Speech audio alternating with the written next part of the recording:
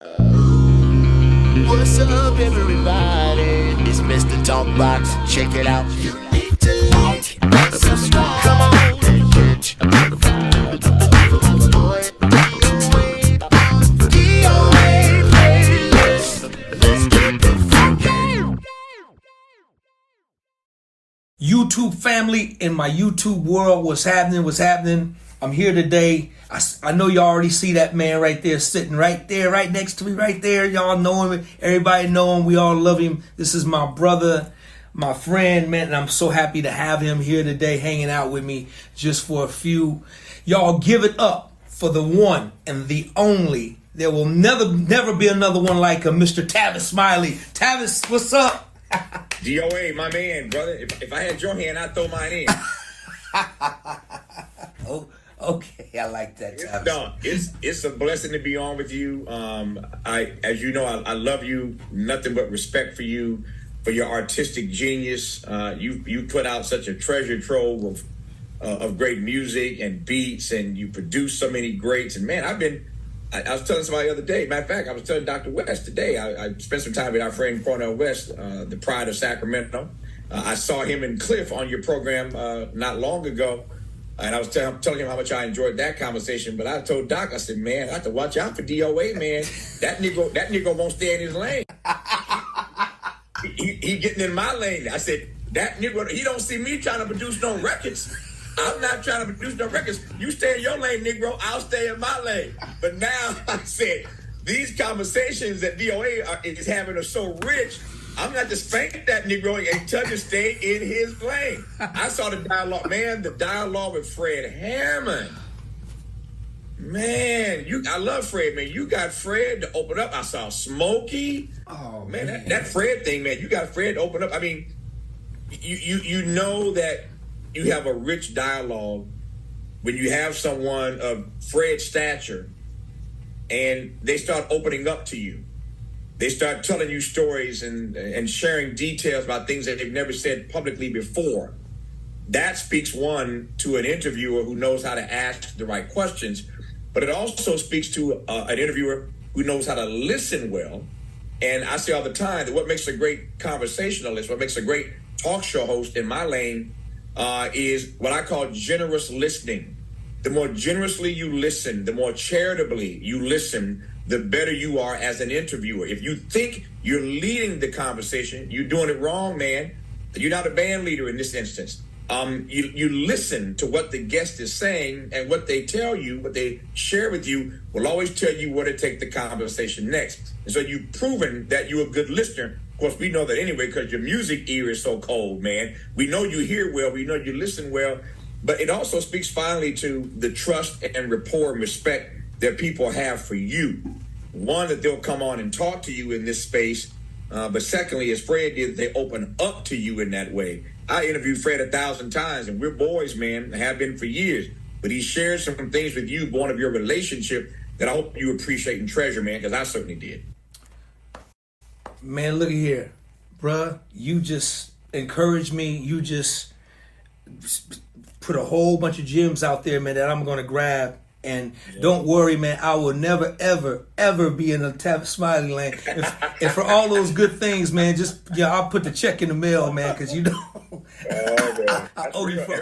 That's real talk, man. Real talk, D. Man, Tavis, man, I appreciate, man. Thank you so much for being here, man. For real, man. I'm not going to keep you, man. I'm not going to keep you long, man. I know you're busy.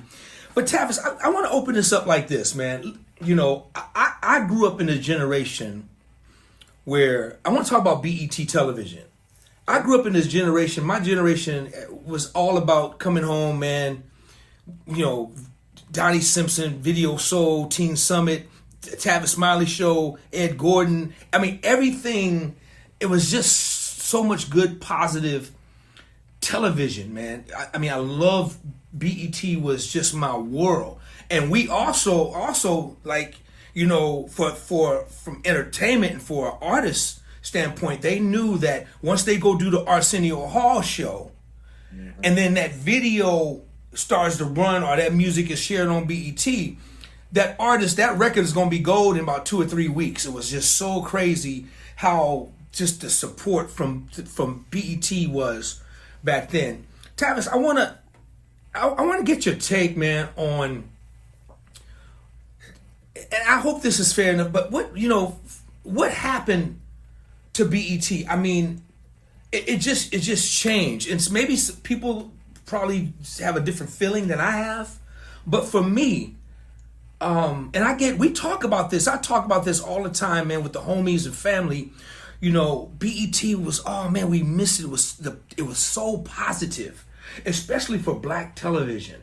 Tavis, what happened? And just give me your take on your thoughts on that. Well, first of all, let me just start by saying that when I got to BET, Donnie Simpson had long been putting it down. So I don't have any conversation about BET, and frankly, I don't talk about BET. That's what I meant earlier. Here we are as friends, and you get Negroes to talk about stuff they don't normally talk about. I don't normally talk about BET, but I will because you asked, because you're DOA, and I love you and respect you. But when I got to BET, Donnie Simpson had long been putting this thing down. So I never have any conversation. BET doesn't come out of my mouth without paying homage to the great Donnie Simpson. Nobody has ever done it like Donnie did. And I don't see him a lot these days. I'm in LA, of course, he's in DC, but whenever we connect on the phone, whenever I'm in DC and we get together, and most of the time he's on the golf course, right? So that's where he lives. But I have such mad respect for Donnie Simpson. And if you were to ask me, it is, with all due respect to Bob Johnson, who owned it for many of those years, Donnie Simpson was the face of BET. Donnie Simpson put BET on the map. And I always want to give Donnie his respect. He did that in the music realm, the video realm, and that's what BET was known for initially, as you well know. When I got to BET, they were experimenting and wanted to branch out beyond just entertainment to what I would call empowerment. They wanted to blend entertaining black folk with empowering black people, and that's where my show came in. Initially BET Talk, and then eventually it started out as BET Talk and eventually became BET Tonight with Tavis Smiley. So they put my name on it after a season or so. I was there for like 5 years. I look back fondly on those 5 years because it was the combination for me of being on BET every night and on Tom Joyner every morning that made me a household name in Black America. To this very day, every Negro who's ever heard of me first came to know of me long before PBS, long before NPR, long before the New York Times and my best-selling books, long before the cover of Time magazine, long before my star on the Walk of Fame, all the things, long before the 20 honorary doctorate degrees, before any of that happened. Black folk knew me first from being on BET every night and on Tom Joyner in the morning, and it was quite a heady moment for me because nobody in Black America was getting more exposure than me. I mean, there was Oprah doing her thing. And there was Tavis on BET every night and Tavis on Black Radio with Tom in the morning. And when you're on BET every night and on Tom every morning, everybody in Black America eventually gets to know who you are. So for me, it was a great, sort of coming out party for me. It introduced me to the nation. People got to know who I was. They eventually stopped calling me Travis and started calling me Tavis. So for me, it was a great opportunity. And I look back, for the most part, fondly on the opportunity to do that for 5 years. But having said that, one of my great frustrations at BET when I was there for those 5 years is they really weren't ready for prime time. I mean, what I wanted to do to really elevate our show and to elevate our work and our witness, and let me be clear, I interviewed presidents and dictators and interviewed the Pope and went to Cuba to talk to Castro. So I interviewed everybody. I first met Prince when I was on BET. He called me, and that's how we first got to be friends. That friendship lasted for almost 28 years till he passed away tragically. But I met a lot of great people, made a lot of great relationships when I was at BET. But I was always disappointed because I never thought the network was really ready for prime time. And by that I mean that the quality of their content wasn't as good as it could have been. They didn't take things, I think, as seriously as they should. In terms of building something that was long lasting. Now, having said that, BET had the same impact on my life that it had on your life and on millions of other Black people who were raised in the era of BET coming of age. So that's a beautiful thing. But as a talent on the network at the time, I just didn't think it sort of measured up. And I've always wondered, and I ain't gonna lie to you, I'm gonna be frank and honest, like my boy Fred Hammond was. I've always wondered how much greater an impact BET could have had they really been ready for prime time. And I mean putting money into programming, putting money into documentaries, putting money into first run programming, all the things that they could have done and didn't do for 20 years until Bob turned around and sold it. So the question you asked, not to be long-winded, the question you asked was whatever happened to BET? Well, the first thing that happened was it never lived up to all that it could have been, even though it is, it's part of our lives. It's part of our narrative, part of our story. As I said earlier, part of our coming of age story. And let's be clear, they put music on the soundtrack of our lives. And BET was our MTV, right? So I got nothing but love for Bob Johnson's idea, for what he started, what he created. Just, again, always wondering how much greater it could have been if they'd been serious about it and did more with it than just basically run music videos. It could have been so much more than that, number one. But what happened, to your question more expressly, was that eventually they sold it. They sold it to Viacom. And whenever you start something, as our friend Cornel West would say, when it originates, when the genesis of it is on the chocolate side of town, and then it gets bought by the folk on the vanilla side of town, well, fundamentally, it's going to change. And that's not a dig at BET. The same thing has happened to Essence Magazine, right? Essence Magazine was started by two brothers, and eventually it got sold to Time Warner. Essence Magazine is still out there, but it ain't. But let's be clear, I may get hate for saying this, but I'm just going to keep it real. Essence Magazine ain't what it was when Susan L. Taylor was running it. It's not the same magazine. And BET is not the same network. When the good white folk took it over at Viacom, stuff starts to change. I ain't hating on BET Plus. They doing their thing. I ain't mad at nobody. I'm just saying it's hard for something to be true to its origins when the folk who are running it don't look like you and me and don't have our sensibilities. I'll put it this way. Harry Belafonte, the great Harry Belafonte, passed away some weeks ago now. I called him Mr. B. He was a dear friend of mine. And you'll appreciate this, DOA. Mr. B was fond of saying to me that you have to always be mindful of the challenge that we have as Black creators. You are a Black creative. I'm a Black creative in my own space, in my own way. You have to always be mindful as a Black creative of what it means to try to situate and center, to advance Afrocentric work in a Eurocentric space. Think about that. When you're trying to situate Afrocentric work in a Eurocentric space, that ain't easy. That's a serious dilemma, man. And so when you're trying to advance an Afrocentric narrative, but it's being subjected to Eurocentric sensibilities, it's a hard thing to do. And so in a nutshell, that's part of, I think, what happened to BET. Tavis, you're right, smack dead on the money with that, man. And to back it up, because for me, when Mr. Johnson sold to Viacom, when he sold, it seemed like everything changed. The programming, everything just changed, man. It went from really good positive stuff to a bunch of negative stuff. And we got caught up as a people. We got caught up into it. It almost seemed like they was feeding us what we thought who we were as a people. I don't know how to put it, but everything changed about it, man. It was just, we went from respecting women to disrespecting women, disrespecting men. Just, it just went everything, man. And then we just seemed like we just fell into it and just all flocked to it and just accepted it for what it was. I want to ask you this.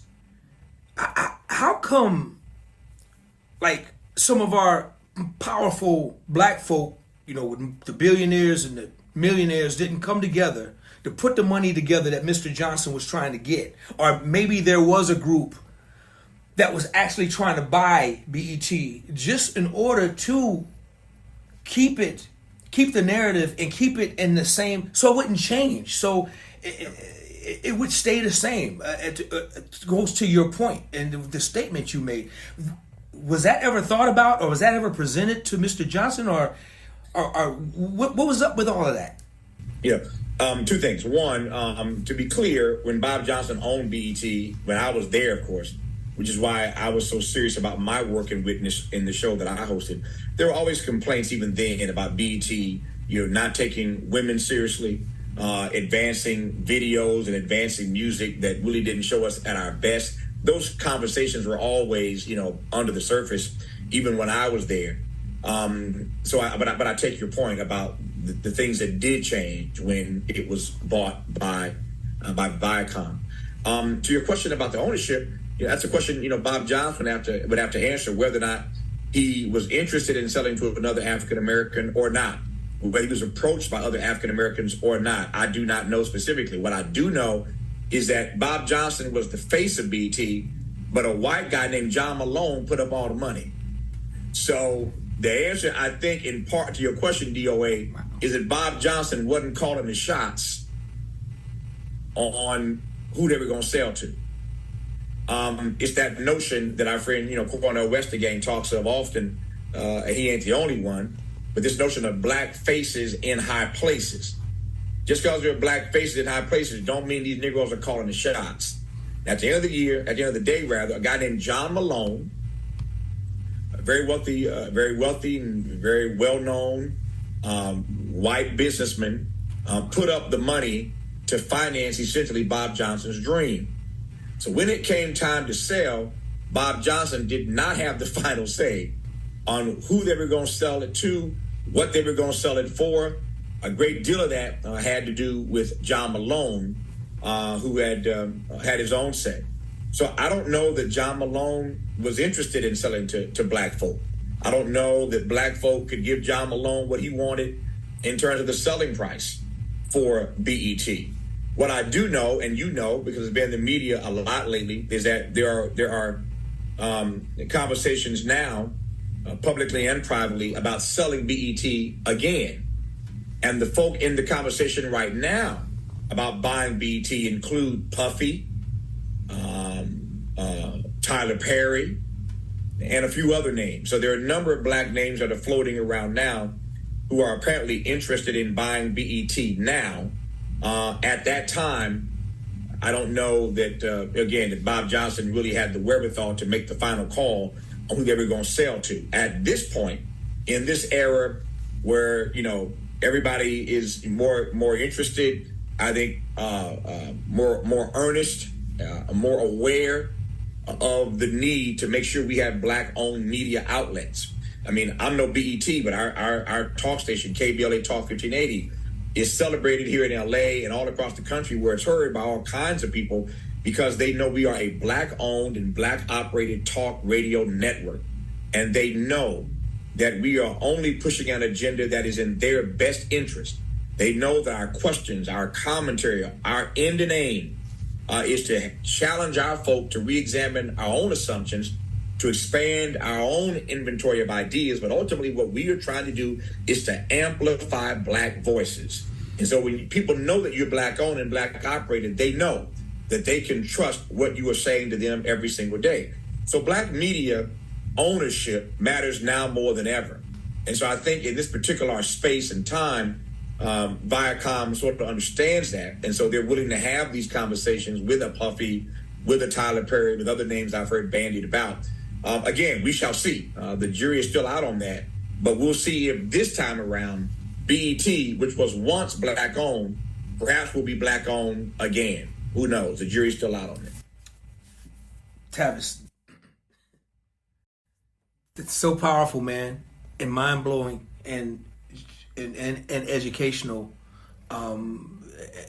Thank you for that, man. We'll put a button on that right there, because you answered a lot of people's questions, man. And it all really makes sense. And it's mind-blowing to me, man. I got one more question before I let you go. I want to back up just a little bit. You mentioned Prince, man. And I know personally that you guys were like really good friends and close. Tavis, share one of your most memorable stories, man, about you and Prince, man. Yeah. I appreciate the question, and because it's you, I'm gonna give you 2 or 3 quick ones. Come on now. More than I'm gonna give you one and a couple bonuses because you DOA.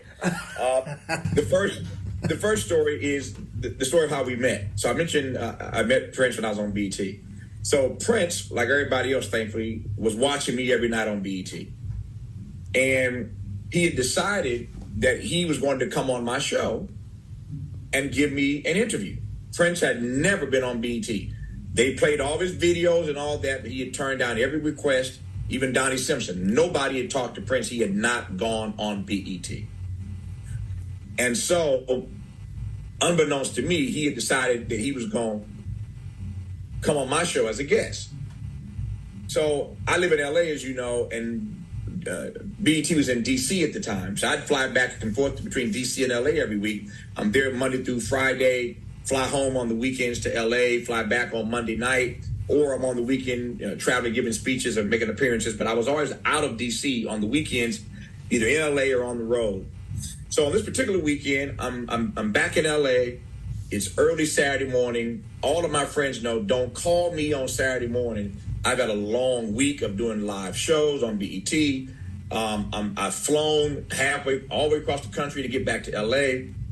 I get in Friday nights, and Saturday morning, just don't bother me. It's Saturday morning. I'm laying in my bed, dead sleep. It's not even 7 o'clock yet, just near 7, but not quite 7. My phone rings. I answer it, and I say straight up, this had better be good. Whoever this is, this had better be good because you just woke me up. And I hear on the phone, Tavis Smiley? Yeah. This is Prince. I said, man, whoever you are, it's way too early. It's way too early to be messing with me like this. I ain't got time for this. Click. I hung up DOA. 3 minutes later, the phone rings again. I pick up. Hello? Tavis? Yes. No, man, it's me, Prince. I really want to talk to you. I said, dude, I really ain't got time for these games. Don't call my house no more. Click. Second time. Phone rings the third time, DOA. He says, Negro, if you hang up on me one more time, this really is Prince. Do not hang up. I'm in LA. I'm staying at the Nico Hotel. Call the front desk. Ask for me. They will put your call through immediately. And then I'm thinking, oh, snap. I hung up, but I'm thinking, God, I hope I didn't hang up on Prince twice. I very reluctantly and very slowly dialed the number to the Nico Hotel. Receptionist answers. I said, hi, I'm Tavis Smiley. I'm calling for, I can't even finish my sentence. Mr. Smiley, Prince is waiting on your call. And I said, oh, Lord.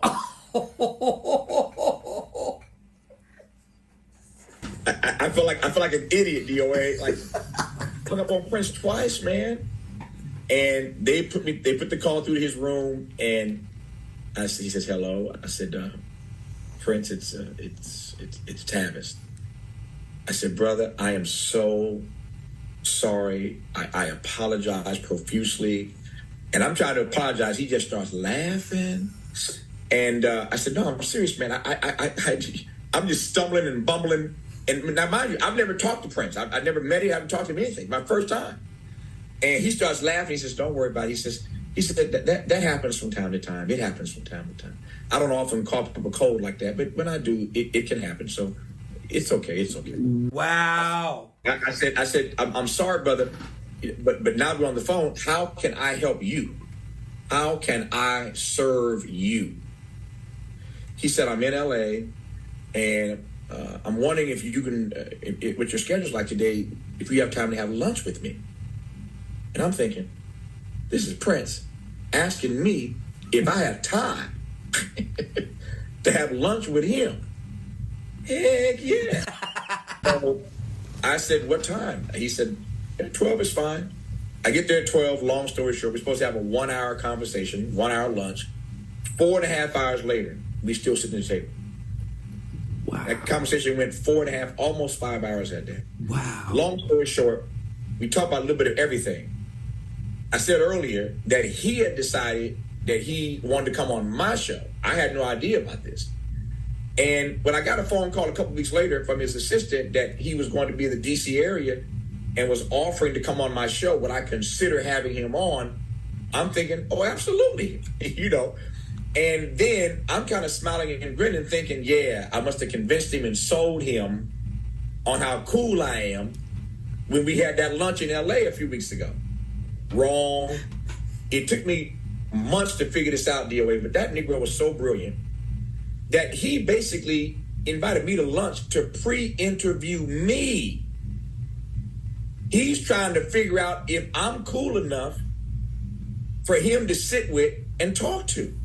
Wow. It's one of the coldest things I've ever processed. It just took me a while to figure it out. He was pre-interviewing me. Wow. To make sure that he was going to feel comfortable when he came and sat to talk to me on a live national television interview, his very first time on BET. That started a friendship. It started a relationship. For all the years I knew him, he never let me forget that I hung up on him twice. But it started a beautiful bromance for all those years until he passed away. That's the first story.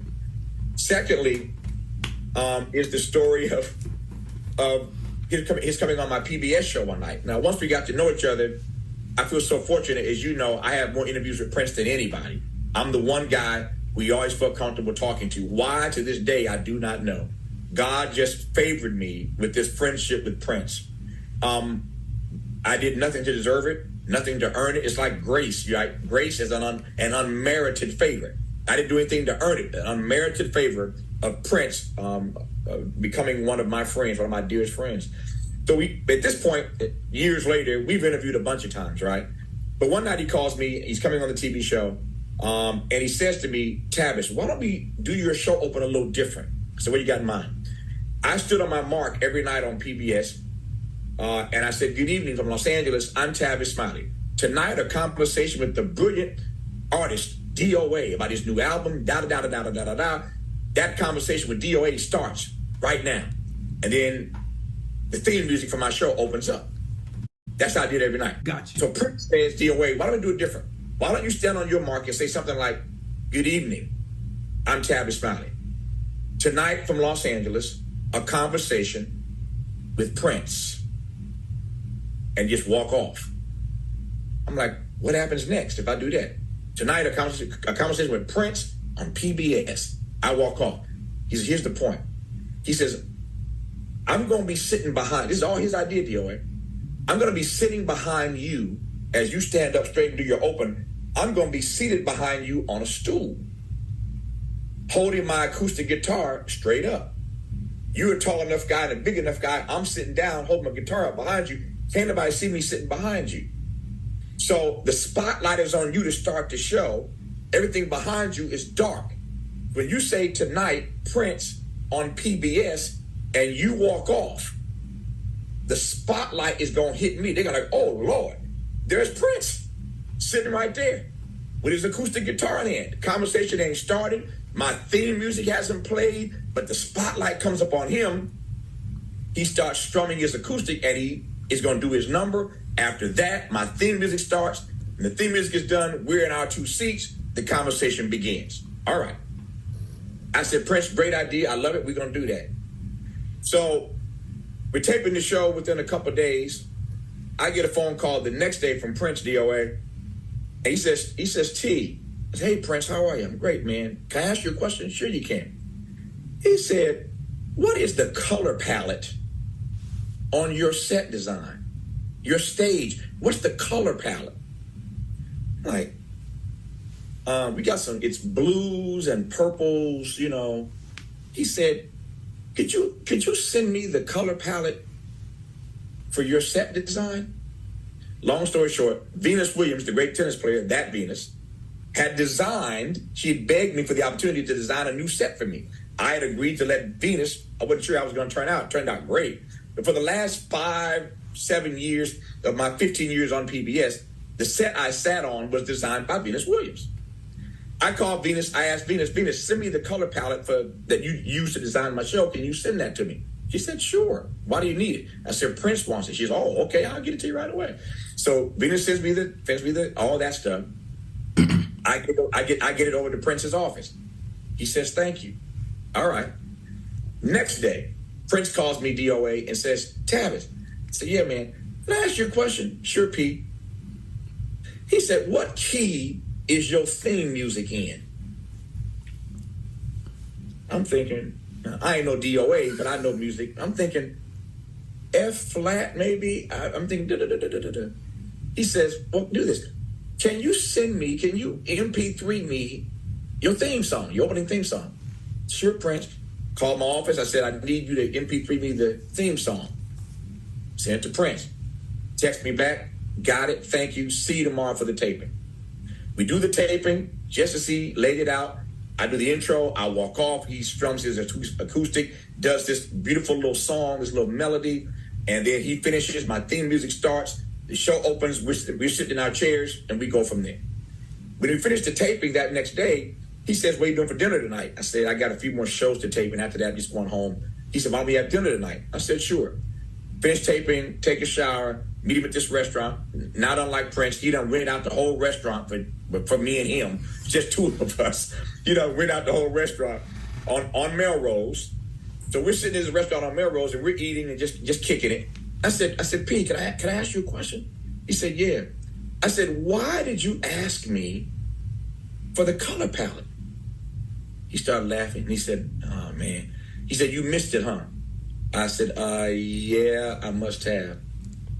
He said, I wanted my people to paint the stool that I was sitting on the same color as your set, so it would not be distracting.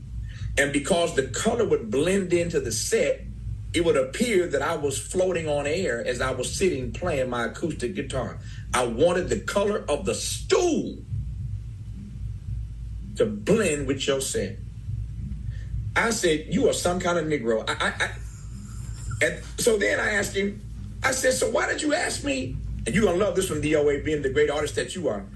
I said, why did you need the theme, the key for the theme song? He looked at me, DOA, he says, I can't stand cognitive dissonance. He said, when I finished playing my last note, I see you, D. I know you got it already, DOA. He said, when I finished strumming my last note on the song, and your theme song is about to begin, I don't want the key. He runs right into it. Yeah. I didn't want the listener's ear to be disturbed by that change in keys that way. Makes sense. Whatever key your theme song is in, that's the key I'm gonna play my song in. Wow. And that night, I mean, I had mad respect for him. I love this Negro. But that night, the answer to those two questions said so much to me by why that Negro was far ahead of everybody else. Because he paid attention to every single little detail. He didn't want your ear to hear that cognitive dissonance. He didn't want your eye to be distracted by the difference in colors that didn't blend or didn't match.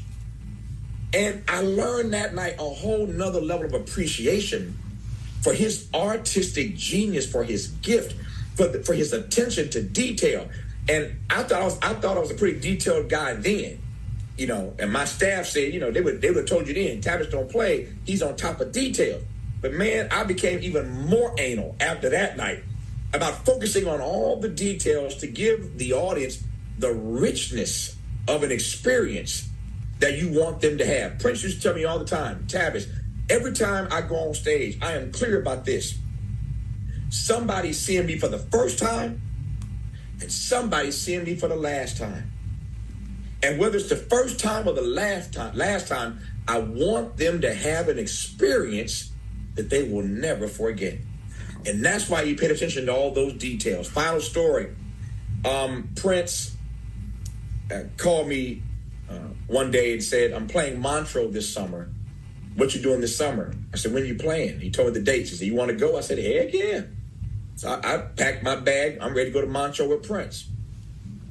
about 2 weeks before we go to Montreux, sometime 2 or 3 weeks before we go to Montreux, I think, Michael Jackson died. Prince was rehearsing his band at Paisley Park in Chanhassen, Minneapolis. He's rehearsing his band, and he basically, when the word came that Michael had passed, he just walked out of rehearsal, went up to his suite at the top of Paisley Park, and didn't come out for days. He didn't talk to anybody. People couldn't communicate with him. Some band members called me to say, have you talked to him? I haven't. Everybody was scared, man, because he just locked himself down. That pain of Michael's passing was so great. He locked himself down, just walked out of rehearsal. A few days later, he finally comes out. I talk to him. He's making sure I'm coming to Montreux. Yep, I'm coming. I'll meet you there. I go to Montreux. He kills it, as he always does. After the show, he does a little after set. After the after set, we go back to the hotel. He has the top suite, of course, the top floor, this entire floor of this beautiful hotel in Switzerland. And we're sitting outside looking at the stars, and the mountains in Switzerland are so beautiful. It's like you can touch them with your finger. They're so close. These beautiful mountains are the backdrop. We're seated on top of this hotel. And we get back about 1:30 in the morning from this after party. And from 1:30 in the morning, DOA, until the sun came up, all Prince talked about was Michael Jackson. I had known this Negro for years, and we had never had a single conversation about Michael. But that night, I just sat there in the dark with the mountains of the Swiss Alps in the background, listening to Prince talk about his regard and his respect and his love and appreciation for Michael Joseph Jackson. And that night, again, I realized what I already knew is a game recognizes game, right? And Prince and Michael were two of the best ever. And back in the day, you mentioned, we all grew up watching BET. Back in the BET day, it's a Michael video and a Prince video, a Michael video and a Prince video. And everybody's like, who you with? You with Michael? You with Prince? I love both of them, right? Like you did. I love both of them. But that night, I realized that true genius respects true genius. And Michael's passing hit him so hard. And as I look back on that night, I couldn't have imagined ever that we would have lost both of them at such an early age. But I am grateful for all the years of my friendship. I am grateful for that night, listening to him talk about Michael and just taking it all in. I am grateful for the friendship I had with Prince. I'm grateful that he gifted me the guitar, his cymbal guitar, his purple cymbal guitar that he played at the Super Bowl, the halftime show. He starts playing Purple Rain. You recall it literally started raining while he's playing Purple Rain. He gifted me that guitar, and I still have it to this day, and I'll never sell it. It's one of the greatest gifts he ever gave me. I pull it out once a year on his birthday, which just happened on June the 7th. And sometimes I pull it out for friends to see. But I hold on to that treasure from him.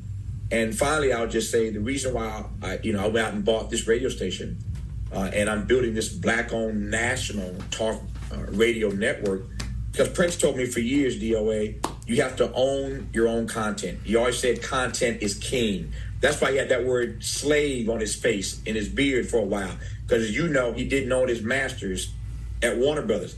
After 30 years, Anita Baker just got her masters back, right? So you're DOA, you understand this, man. Own your masters. And he didn't own them. Warner Brothers owned them. And so he fought for years to get those masters back. Eventually, before he died, they reverted back to him, but he fought for all those years. And so he always told me, Tavis, own your content. Content is king. I did that. I own my radio stuff. I own my TV stuff. I own my books. I own this building I'm sitting in right now. I own everything. So I took his words to heart that I wanted to own my content. But one of the conversations we were having before he died was, called me one day, he said, I think I need to change my formulation. I said, what, Pete? I've been telling you for years that content is king. I said, it is, man. I did what you told me to do. I own all my stuff. He said, that's good. He said, here's what I'm thinking. I want you to wrestle with this, T. He said, content is king, but distribution is emperor. Content is king, but distribution is emperor. He said, I believe the next move in your career, whenever that happens, whatever it is for you to own your own distribution, your own delivery system. And I tell you, DOA, that the reason today that I own KBLA Talk 1580 and we're building this Black-owned national talk radio network is because Prince made it clear to me that as Black folk, we need to own our content, but also own our delivery systems, our distribution systems. And that's why, in honor of Prince, every day I wake up, I'm dedicating myself to do the best I can with what I have, right where I am, and to try to be a living epistle, to try to be an example for others in the creative space about the value of owning your content, and if you're fortunate, owning your own delivery system. And this only happened because of Prince. So as we, again, are just days away from having celebrated what would have been his 65th birthday, that's hard to believe. He would have been 65 on his last birthday. And I'm sure still looking good, still in high heels, still on stage, killing it. Absolutely. But I miss that brother, and I love him as dearly as I love you, DOA.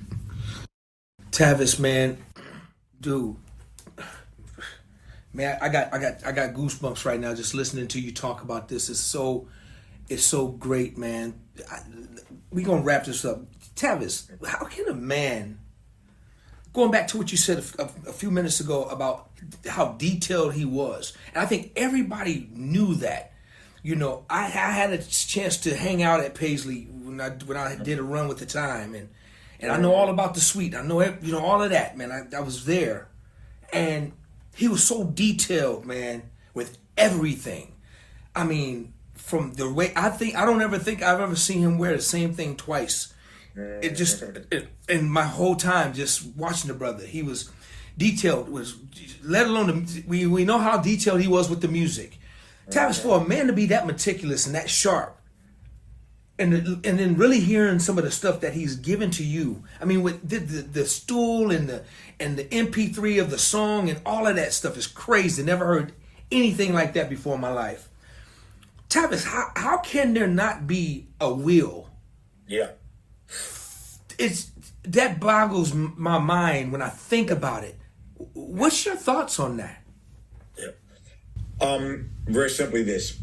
If Prince told me this once, he told me this 1,000 times. He never liked contracts. And he always said to me, he didn't like them because of the first 3 letters in the word contract. C-O-N. It's a con. And when you consider all the times he was burned by the contracts that he did sign, we talked earlier about the fact that he didn't own his masters. You think of not just Prince, but think of all those artists, DOA back in the day, who got burned. I mean, I've had the honor in my life of being friends and hanging out with Ray Charles, and Aretha Franklin was my dear friend, and others, and B.B. King. I mean, I've been fortunate to know all these people. And they got burned so much back in the day that them Negroes, they got older. I'm telling you what I know, what I've seen, not what I heard. I've been backstage with Aretha when Aretha wouldn't go on stage until you brought her money in cash. And you know what I'm talking about, DOA. I mean, Aretha Franklin, at the height of her career, you can imagine what she was making for each performance. That's a lot of money to bring backstage in cash. And she would stuff it in her purse, sometimes stuff it down here. She stuffed money everywhere. And if you ever saw Aretha in concert, when she walked on stage, she took her purse with her in every performance. And she would sit the purse on top of the piano. Every performance. I'm telling you, the purse was loaded with $500,000 in cash. And she wasn't letting it out of her sight, man. But she got burned so much early on. Ray Charles wouldn't take the stage unless you pay me in cash up front. B.B. King, money up front before I take the stage. So Little Richard, I mean, all these cats, man, got burned. They would take them, you know the story, man. So anyway, I think Prince has been burned by a number of contracts in his career early on. He just didn't believe in signing contracts. So my sense is that a will, a trust, even though it was his, was never in his purview because he just got so turned off to signing contracts. That's my own assessment. Nobody's ever told me that. I'm just answering your question from my perspective as I knew him. He just didn't like signing anything that was contractual in nature, number one. And number two, and I'll close on this note. It seems to me that every one of us at some point has to do a dance with mortality. We all at some point have to do that dance with mortality. Ain't none of us gonna get out of here alive. And I only know one person in the history of the world who went down and came back up 3 days later. Only one person done that, went down and came back up 3 days later and said, all power in heaven and in earth is in my hand. So anybody gone down the grave and came back up, 3 days later. We all got to do that dance with mortality. And I just recall when I sat years ago and did my first, last will and testament, when I put all of my stuff in a trust so you couldn't come get my stuff. There's something eerie about sitting there having to do that, man. Thinking about your own mortality when you're putting these wills and trusts and testaments together. And for a guy who may think he's going to live forever, for a guy who's vivacious and vibrant and doesn't want to think about that. The reality is we think about Prince not having a will because of all that he had. But the truth is most Negroes ain't got no will. Let's keep it real. And we don't have one because none of us wants to process that dance with mortality. We don't want to think about dying. So if you don't want to think about dying, you ain't trying to sit down and again, the more stuff you have like Prince, the longer the document is going to be. I mean, my will is like 20 pages. Prince is probably going to be 200 or 300 pages. That's a lot of stuff to put in that will, man. Particularly if you try to divide stuff up, it just makes you think about stuff you don't want to think about, ponder things you don't want to ponder. And so that's my answer. That's my two-part answer. I don't think Prince wanted to ponder that kind of stuff about dying, especially after Michael. And, I don't think he didn't want to think about it. Wow. And he never liked signing contracts. You put those two things together, maybe that gives you some way into understanding him. And again, that's just my perspective, but there you have it. Tavis, we're going to put a button on it right there, my brother. Listen, Tavis, tell everybody how they can... Man, I love your talk show, man. It's incredible, man. Since I discovered it, and I love it, man. And pass the information out for people, man, so they can know. Yeah, all of our socials, everything for the entire station is KBLA 1580. KBLA, that's for Black Los Angeles. KBLA 1580 is that all of our socials are at KBLA 1580. For those who are in the LA area or know anything about LA, the first radio station in the country to play hip hop 24/7 was a station in LA called K-Day 1580. DOA knows it well. So we bought that iconic 1580 station. The call letters are now KBLA 1580, but we're everywhere. You can hear us all around the world on our app. We're live every day on YouTube. I have a YouTube channel. If you're in LA, get in your car and turn on KBLA 1580 AM. But again, we have listeners all around the country, all around the world. People like DOA in Northern California listen to us here in Southern California, and I'm grateful.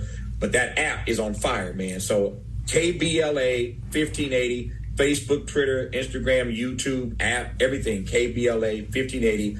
That's how you find me and the good folk I'm working with every day here at this radio.